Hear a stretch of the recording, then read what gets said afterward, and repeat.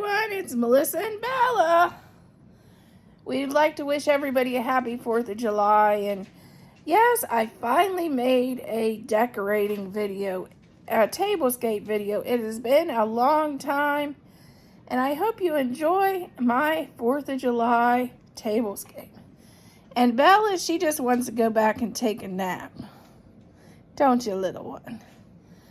So we did a simple Farmhouse Glam Tablescape for the 4th of July to inspire you on decorating for your 4th of July parties. Okay, here is our Tablescape for today. We're going to start out with our napkin ring. It came from Temu. Our napkins came from Hobby Lobby. The plate was from General Dollar, and I think it's really pretty. The charger plate, this came from Hobby Lobby.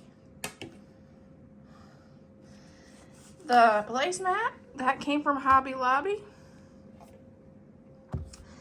And now we're going to talk about Amazon. All the things we got from Amazon.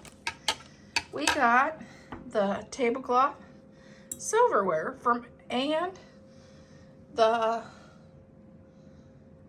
table runner, which is actually a incandescent white tablecloth. That was from Amazon as well. The little bird, they were from Hobby Lobby.